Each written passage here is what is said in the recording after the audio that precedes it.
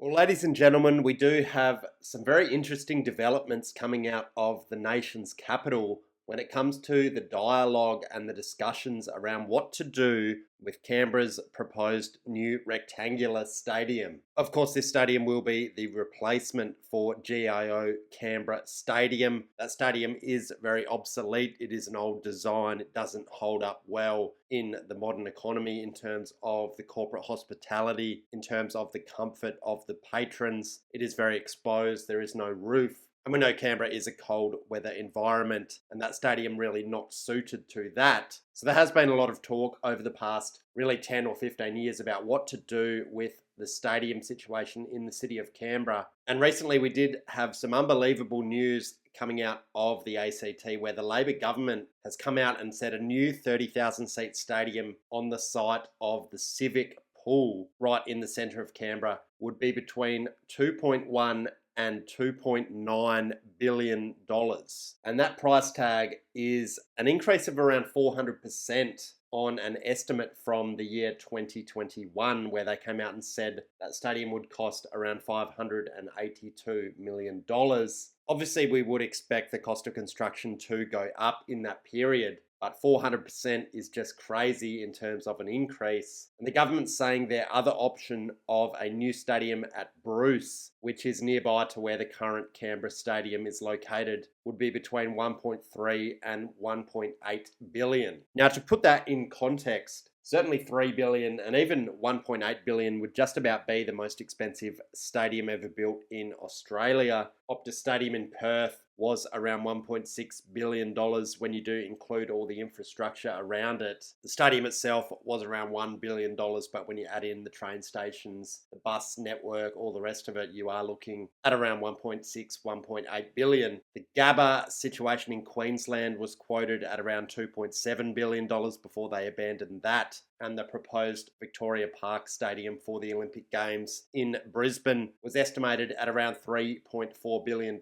So we are talking a 30,000 seat stadium for the price tag of between 1.8 to around $3 billion, depending on where this stadium is built, whether it is Bruce or whether it is Civic right in the centre of Canberra. And the government has also come out and said that a renovation of the existing GIO Canberra Stadium would cost between 1.1 and $1.2 billion, which is a hell of a lot of money for an obsolete stadium. It's not in a great location. You would pretty much need to raise the stadium, completely bulldoze all the stands and start from scratch. And you do also have the issue of the roof with Canberra. We know it doesn't get a lot of rain necessarily, but it is very cold. And in the modern day and age, you really do want to make sure the comfort of the attendees is as good as possible in terms of attendance, which flows onto revenue for the clubs that do play at that stadium. So a cost of $1 billion plus for a 30,000 seat stadium is just unbelievable when it doesn't have a roof. You do compare that to CommBank Stadium in Western Sydney in Parramatta, similar capacity of around 30k. That only cost around $300 million to construct. And you would think the cost of construction in Sydney would be comparable, if not a bit higher than the cost of construction in Canberra. So it's quite unbelievable that you could be looking at a stadium that does cost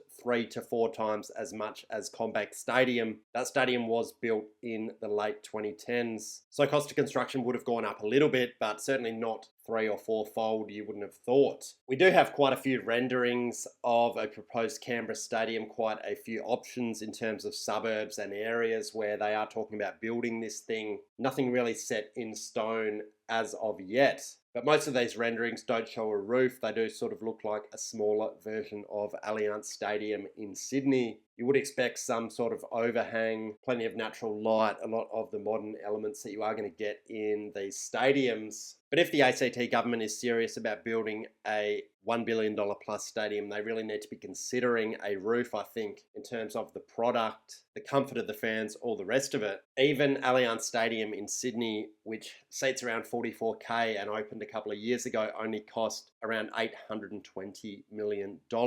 And people have come out and said, oh, the government's gaslighting us. It's not going to cost that much. They are trying to scare people off from wanting a stadium built. There has been some budgeting issues in the ACT with the light rail. How do you fit a stadium in around that? And you got to say it is kind of unbelievable that a stadium of this scale would cost anywhere near $1 billion, let alone 2 or 3 billion. The government is taking the mickey here a little bit, you have to say. And the Liberal Party have sort of jumped on this saga. We do have an election coming up in the ACT in October of 2024, and they have come out with their own stadium plan in the last couple of days. This one proposed to be built in Acton on the waterfront, and they've come out and said it is going to cost around $700 to $800 million. It is going to seat around 30k. It is a lot more realistic in terms of stadiums when you look at other stadiums that have been built in Australia for that price tag and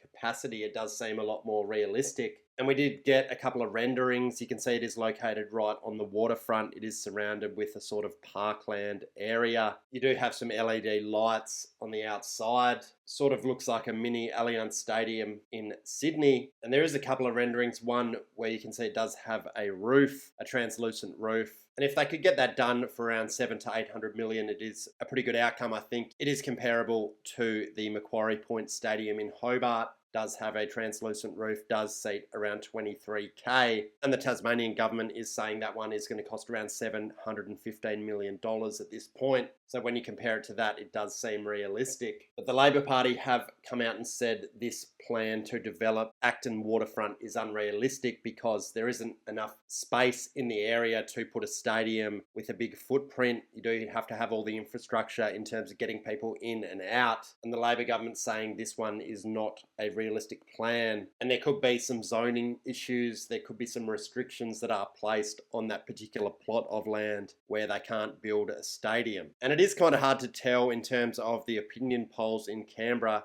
Not really any published opinion polls, so it is a little bit difficult to tell which way this election is going to swing. Obviously, Canberra, you do have a lot of public servants. You do have a lot of sort of left-wing people, very well-off people, where they do lean to the left in terms of politics. And more often than not, you are going to have a Labor government being elected in those areas. So we will watch this space. I do think there isn't going to be any major developments in terms of a rectangular stadium in Canberra, reading the tea leaves with all these issues. So it does raise the question, where does that leave the Brumbies? Where does that leave the Canberra Raiders? And also the new A-League soccer team that is coming in the next year or two. They are all going to be based out of Canberra Stadium. It is obsolete in this day and age. Canberra not drawing too well in terms of crowds to sporting events. And you can bet those clubs will be pushing for a new stadium. We did get an announcement earlier in the year, Manuka Oval, the cricket and Aussie Rules Stadium getting a small renovation. They do want a BBL team. They probably do want an AFL team as well with the 20th licence. And it does raise the question, if this rectangular stadium gets built for a big price tag, where does that leave a potential AFL team? You will need a training base. You will need a lot of investment. You probably also need to upgrade Manuka Oval for that team or consider building a new stadium. Definitely, if this rectangular stadium gets built, we aren't getting a new oval stadium in Canberra, but they would obviously look to renovate Manuka Oval. Either way, guys, that is going to do it for this video. Thanks for watching, and don't forget to subscribe for more.